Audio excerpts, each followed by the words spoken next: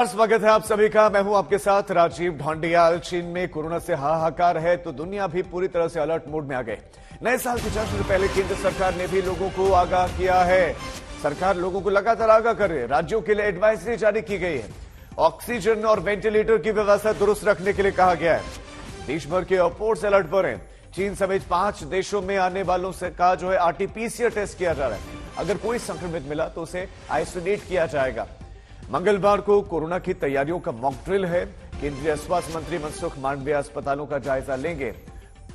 चीन में बीते 20 दिनों में 25 करोड़ केसेस आए हैं। जी हां, डेटा लीक हुआ जो कि सामने आया और 25 करोड़ केसेस।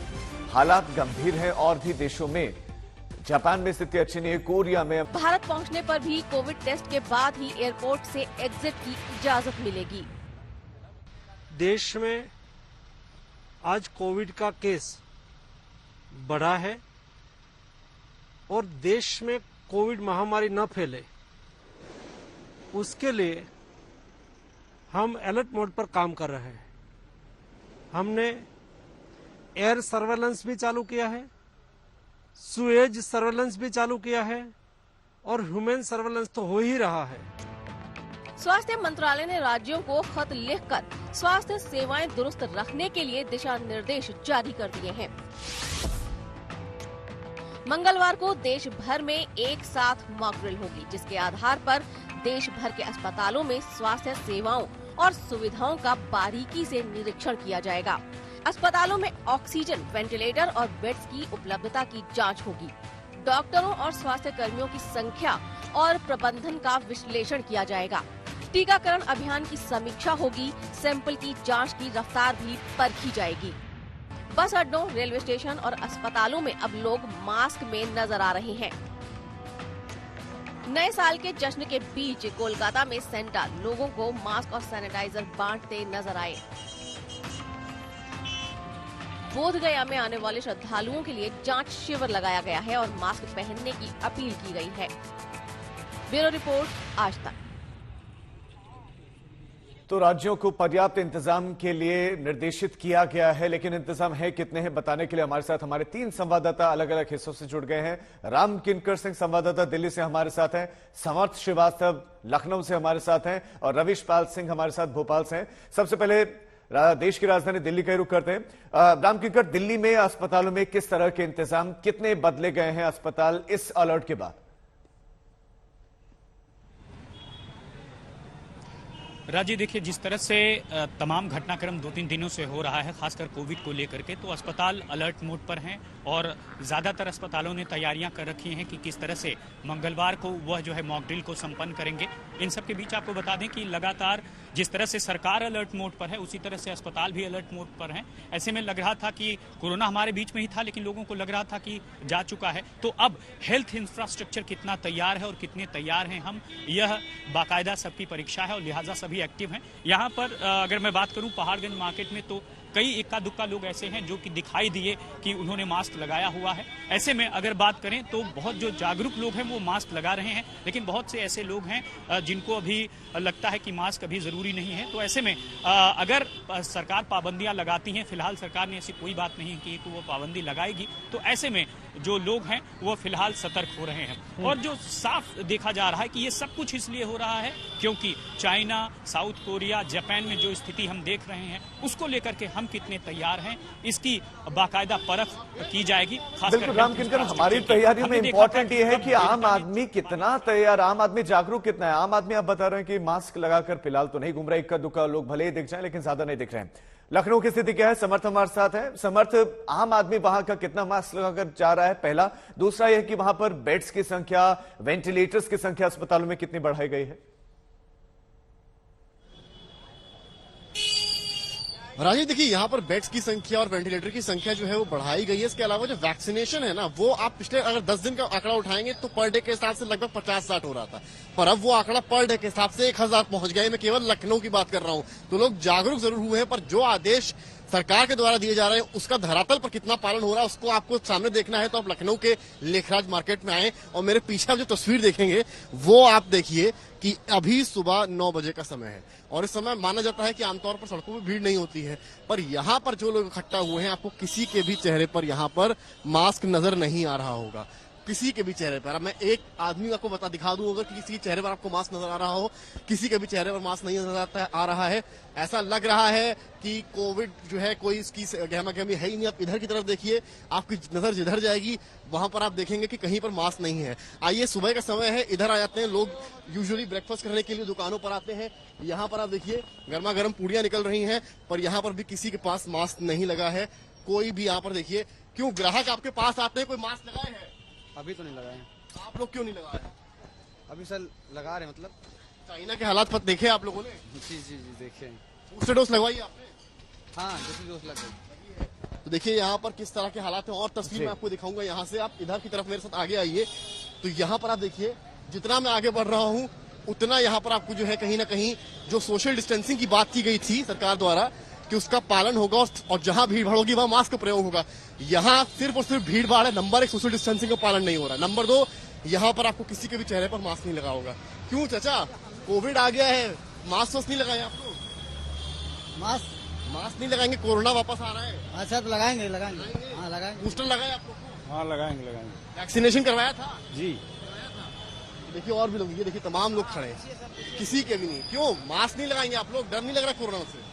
कोरोना से डर नहीं लगता है आप लोगों को? अरे काहे नहीं डर लगेगा भैया, हम लोग इंसान नहीं है। नहीं तो आप लोग कोई ना सोशल डिस्टेंसिंग का पालन कर रहे हैं ना मास्क लगाए हैं। अभी गाइडलाइन नहीं जारी, गाइडलाइन जारी हो गई है, आप भीड़ में खड़े, आपको मास्क लगाना है, आप भी नहीं लगाए। यहाँ लेबर शॉप है तो गाइडलाइन। बूस्टर लगवाया आप लोगों ने? हम देख पा रहे हैं कि चलिए वैक्सीनेशन तो है, वैक्सीन तो लगवाई, लेकिन मास्क फिलहाल कोई नहीं लगा रहा। लेकिन अब क्या ऐसे में वक्त आ गया है कि सरकार अब मैंडेटरी करवाए। रविश पाल सिंह हमारे संवाददाता भोपाल से हमारे साथ हैं, वो जरा मार्केट की तस्वीर दिखाएंगे। रविश, एकमात्र क्या आप ही वहां पर मास्क लगाए हुए हैं या फिर वहां पर लोग जागरूक हैं, उन्होंने भी मास्क लगाया है? और अस्पतालों में मध्य प्रदेश की व्यवस्थाएं क्या है वो भी आप बताएं साथ साथ। बिल्कुल, पहले सवाल का जवाब दे दूं, बिल्कुल सही फरमाया आपने। सिवाय मेरे और मेरे कैमरामैन इरशाद के यहाँ पर किसी ने भी मास्क नहीं लगाया है। हम राजधानी भोपाल में खड़े हैं इस वक्त। अगर आप पीछे देखें तो आपको तस्वीरों में दिख जाएगा, आप जिस पे भी देखें किसी के भी चेहरे पे आपको मास्क नहीं दिखेगा। इक्का दुक्का तो छोड़िए, सिवाय मेरे और मेरे कैमरामैन के यहाँ पे कोई भी आपको मास्क में नहीं दिखेगा। जिससे सवाल पूछो वो यही कहता है कि अभी मास्क को लेकर कोई एडवाइजरी, कोई गाइडलाइन तो आई नहीं, हम मास्क क्यों लगाए।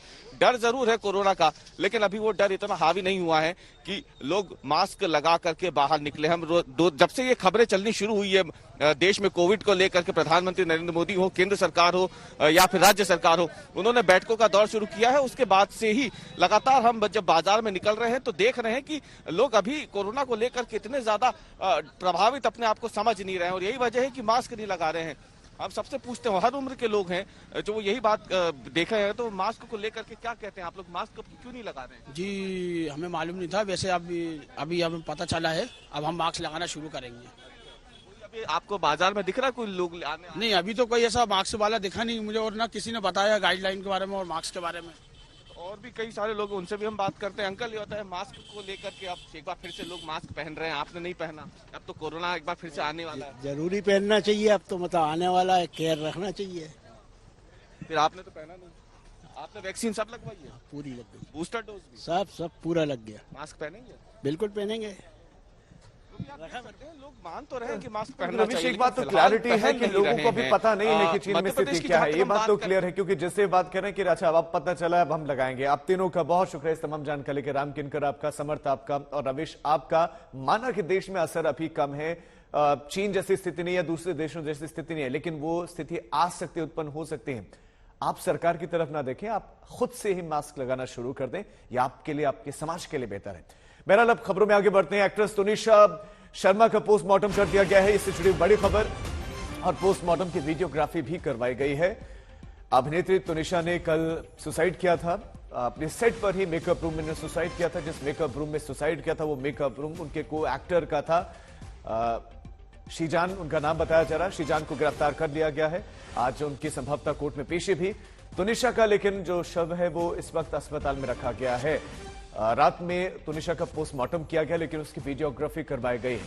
तनुषा की मां ने शक जाहिर किया कि बेटी ने खुदकुशी नहीं बल्कि खुदकुशी के लिए उकसाया गया उनके बेटे को, क्योंकि उनकी बेटी का 2 महीने पहले ब्रेकअप हुआ था श्रीजान से। राजस्थान पेपर लीक के आरोपियों पर अब एनएसए लग सकता है। रासुका लगाने पर राजस्थान पुलिस विचार कर रही है। कल शिक्षक भर्ती पेपर लीक हुआ था। अभ्यर्थी सेंटर में पहुंच गए, परीक्षा देने वाले थे, लेकिन बताया गया कि आपका पेपर लीक हो गया है, लोगों के पास पहुंच गया है, लिहाजा परीक्षा रद्द करनी पड़ी और अभ्यर्थी हो गए नाराज। पुलिस के खिलाफ, सरकार के खिलाफ नाराजगी देखने को मिली, लेकिन अब पुलिस आरोपियों के खिलाफ सख्त एक्शन प्लान बना रही है। कैसे ही पेपर लीक हुआ इसकी भी जांच की जाएगी और एनएसए लगाया जाएगा, और साथ ही साथ बताया जा रहा है कि कुछ और बड़ा एक्शन भी देखने को मिल सकता है। और यह बताया जा रहा है कि परीक्षा 29 जनवरी को दोबारा परीक्षा होगी। तो जिन अभ्यर्थियों ने मेहनत की वो इंतजार कर रहे थे इस परीक्षा का, 29 जनवरी को दोबारा परीक्षा दे सकेंगे। ये बड़ी खबर है।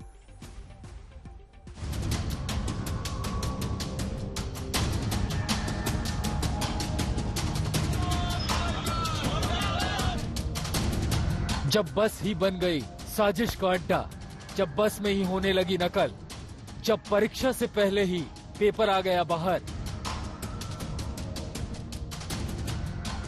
राजस्थान में टीचर भर्ती परीक्षा में कुछ ऐसा ही हुआ। सामान्य ज्ञान का पेपर शुरू होने से पहले ही 44 स्टूडेंट्स के पास पहुंच गया और उदयपुर में बस के अंदर नकल होने लगी। पेपर लीक का खुलासा तब हुआ जब राजस्थान पुलिस ने उदयपुर में एक बस पर छापेमारी की। बस के अंदर जो हो रहा था उसे देख पुलिस की टीम हक्का बक्का रह गई। वहां 44 कैंडिडेट को अगले दिन होने वाले पेपर सॉल्व कराए जा रहे थे। बस से पकड़े गए 44 कैंडिडेट में 7 लड़कियां भी शामिल है। सूत्रों के मुताबिक कैंडिडेट को 10 लाख में पेपर बेचा गया। पेपर लीक का मास्टरमाइंड जोधपुर का रहने वाला है। पेपर लीक का खुलासा होते ही राजस्थान पब्लिक सर्विस कमीशन से सामान्य ज्ञान की परीक्षा रद्द करा दी गई। बाकी परीक्षा में कोई बदलाव नहीं है। माननीय अध्यक्ष महोदय को सूचना प्राप्त हुई थी उदयपुर से कि इसमें कुछ गड़बड़ी है। अध्यक्ष महोदय ने पूरी जानकारी करने के बाद में उनको ये लगा कि अभ्यर्थियों के हित में ये उचित रहेगा कि ऐसी परीक्षा को स्थगित कर दिया जाए, तो परीक्षा प्रारंभ होने से पहले ही ये स्थगित है। पेपर लीक होने के बाद राजस्थान में संग्राम छिड़ गया।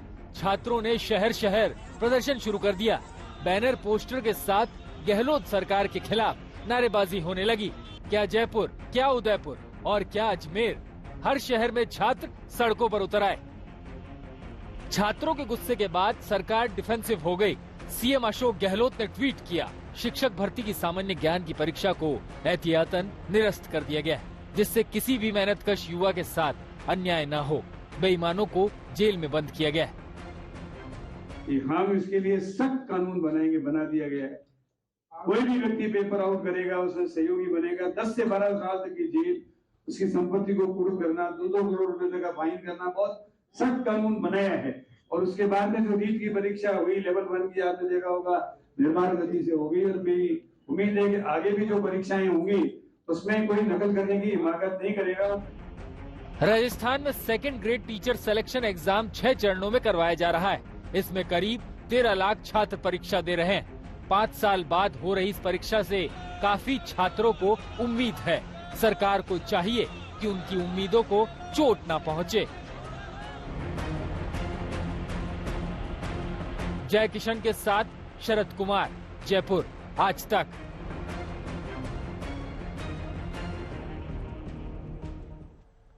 और अब एक और बड़ी खबर, काशी और अयोध्या के बाद मथुरा श्री कृष्ण जन्मभूमि की जंग भी सर्वे तक पहुंच गए।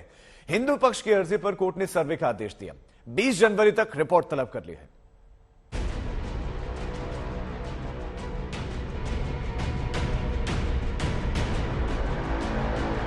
अयोध्या और काशी के बाद अब संग्राम मथुरा पर है। अब जंग कृष्ण जन्मभूमि विवाद को खत्म करने को लेकर है।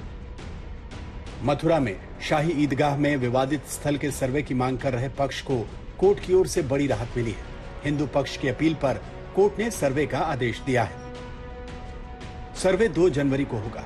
सर्वे की रिपोर्ट 20 जनवरी तक कोर्ट को सौंपनी होगी। सिविल कोर्ट ने साथ ही मामले से जुड़े सभी पक्षों को नोटिस भी जारी किया है। कोर्ट ने वादी विष्णु गुप्ता की अपील पर अमीन से भी रिपोर्ट मांगी है। ये याचिका 13.37 एकड़ भूमि को मुक्त कराने की मांग को लेकर है। माननीय न्यायालय के समक्ष हमने सभी कथन रखे। माननीय न्यायालय ने सारे विस्तार से सुनने के बाद उसमें नोटिस जारी किए गए। वह हमने प्रार्थना पत्र दिया गया, उसमें अमीन महोदय से मौके की रिपोर्ट ली जाए सर्वे की, जिससे कि किसी प्रकार का कोई अन्य निर्माण दौरानवाद होता है उसकी जानकारी माननीय न्यायालय के समक्ष प्रस्तुत हो सके। अमीन महोदय की रिपोर्ट प्रार्थना पत्र को माननीय न्यायालय में स्वीकार किया गया। अब इसमें अग्रिम तिथि 20 जनवरी लगी हुई है। 20 जनवरी तक अमीन महोदय को मौके की स्थिति लाकर न्यायालय के समक्ष प्रस्तुत रखनी पड़ेगी। 9 जनवरी को पूजा स्थल कानून पर सुप्रीम कोर्ट में सुनवाई है। उस सुनवाई में ही मुकदमे से जुड़े 10 कानूनी बिंदु तय होंगे, यानी ये तय होगा कि सुनवाई किन मसलों पर होगी। कोर्ट ने सर्वे का आदेश दिया तो हिंदू पक्ष में खुशी की लहर दौड़ गई। मथुरा में मिठाइयां बांटी गई, जिन्हें उम्मीद है कि सर्वे में तस्वीरें और फैसला उनके पक्ष में आएगा। पहले भगवान राम का मंदिर निर्माण का कार्य चल ही रहा है, उसके बाद काशी का वो मामला विचाराधीन है।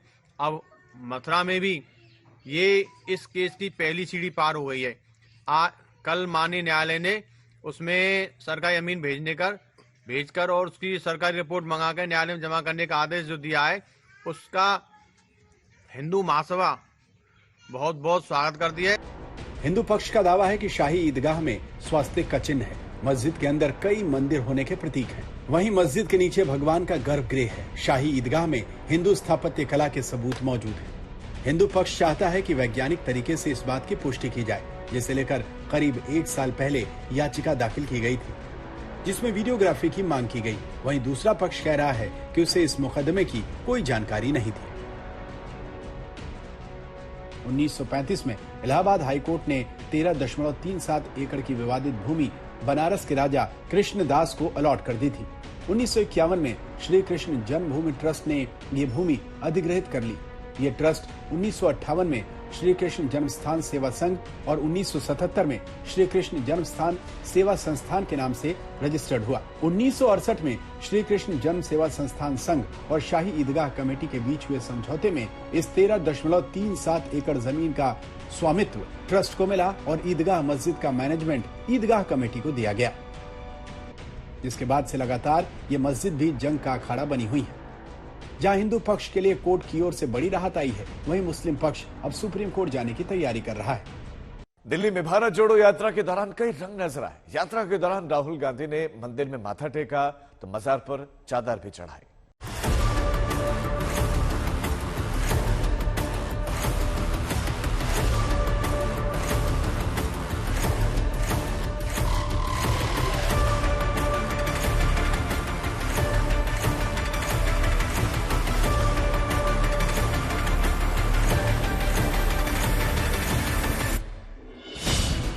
कन्याकुमारी से 107 दिनों पहले जो कारवां चला, कई राज्यों को पार कर दिल्ली पहुंचा,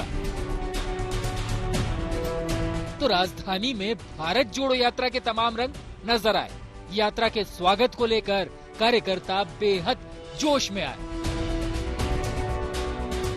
दिल्ली में एंट्री के साथ ही राहुल गांधी ने केंद्र पर वार किया। भारत जोड़ो यात्रा के बहाने मोदी सरकार पर प्रहार किया। हिंदुस्तान जानता है भाइयों और बहनों, ये नरेंद्र मोदी जी की सरकार नहीं है, ये अंबानी अदानी की सरकार है। ये सच्चाई है और ये पूरा का पूरा लक्ष्य इनका आपके ध्यान को इधर से उधर, उधर से इधर करने का है। मैं 2800 किलोमीटर चला हूं, 2800। मुझे कहीं नफरत नहीं दिखी, कहीं हिंसा नहीं दिखी, कहीं मारपीट नहीं दिखी, मगर जब मैं इनका टेलीविजन खोलता हूं 24 घंटे मुझे मारपीट, हिंसा, नफरत दिखाई देती है। परिवारवाद पर हमले के बिना परवाह किए दिल्ली में पूरा गांधी परिवार जुटा। सोनिया गांधी खास तौर पर भारत जोड़ो यात्रा में शामिल होने के लिए पहुंची।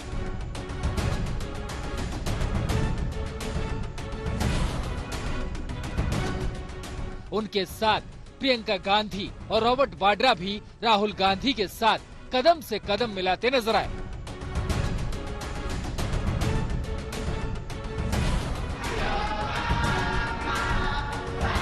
इसके बाद राहुल ने मंदिर में पहुंचकर शीश नवाया, मंत्रोच्चार के बीच पूजा की। मंदिर के पंडित से बात की। हजरत निजामुद्दीन की मजार पर पहुंचकर चादर चढ़ाई, मजहबी एकता का संदेश देने की कोशिश की।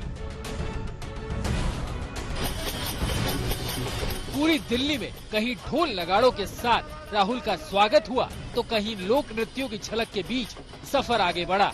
हर ओर भारत जोड़ो यात्रा का शोर उठा।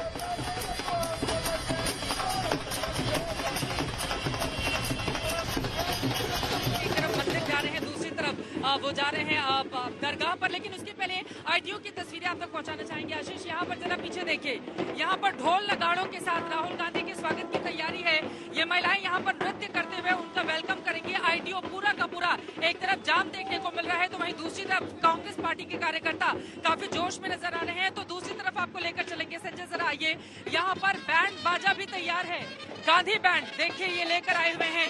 गांधी बैंड से यहाँ पर राहुल गांधी के स्वागत की तैयारी की जा रही है। जरा बैंड का नाम भी दिखा दीजिए। और यहाँ पर भी काफी ज्यादा भीड़ देखने को मिल रही है। यहाँ पर देखिए ये तमाम लोग कैसे कैसे स्वागत करेंगे आप लोग? राहुल गांधी का स्वागत कैसे होगा? क्या हो रहा है?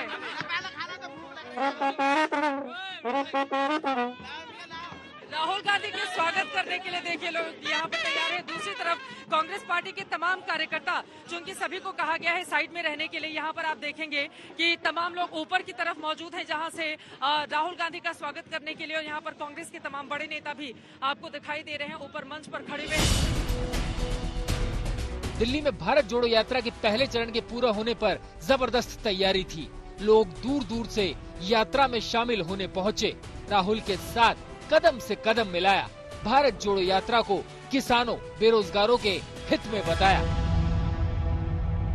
आप राहुल गांधी के समर्थन में आए हो? ये राहुल गांधी जी जो आवाज उठा रहे हैं वो आवाज पूरे देश की आवाज है। विशेषकर हम किसानों की। अच्छा, आप किसान हैं? हाँ, किसान है। जब तो ट्रैक्टर किसान का प्रतीक है ना। अच्छा। हाँ, तो आप राहुल गांधी जो कर रहे हैं, आप उसमें सहमति है आपकी, लेकिन आप पूरा सामान वामान रखकर ट्रैक्टर में लाए 9 तारीख से। हाँ, 9 दिसंबर से आए। आज तो आप बहुत खुश होंगे क्योंकि राहुल गांधी आज दिल्ली में एंटर कर गए। आप देखिए राहुल गांधी का जो वेलकम दिल्ली में हो रहा है और जिस तरह से उन्होंने अपनी सुरक्षा घेरा तोड़ के और लोगों के साथ चल रहा है, ऐसा एक किसी भी नेता का वेलकम होना हमने नहीं देखा है। कांग्रेस के कार्यकर्ता कहीं फूलों से भारत जोड़ो यात्रा का स्वागत कर रहे हैं। पार्टी के समर्थन में नारों से जोश भरते रहे। फूलों की पंखुड़ियों के साथ ये बड़ी मुस्कुराती हुई यहाँ पे खड़ी है, तो ये किसके लिए है गुलाब आपके लाई? राहुल गांधी जी के लिए। और क्या कहना चाहती हैं उनको? उनका अभिनंदन करना चाहती हूँ भारत जोड़ो यात्रा के माध्यम से। कहाँ से ले आए आप गुलाब? मार्केट। गांधी के लिए क्या कहेंगे? राहुल गांधी हमारे हीरो हैं, हमारे लिए तो बिल्कुल हीरो हैं। कांग्रेस की जो फिल्म है ब्लॉकबस्टर हिट होगी या नहीं होगी? 24 हिट होगी जी, सुपर हिट होगी, सुपर हिट, बिल्कुल सुपर हिट होगी। हम राहुल के साथ है, कदम से कदम मिला के चलने के लिए तैयार खड़े हैं। देश के कई राज्यों से कार्यकर्ता दिल्ली पहुंचे। पूरी यात्रा के दौरान दिल्ली में भारी भीड़ नजर आई। ऊपर से दिखाई यहाँ की तस्वीरें।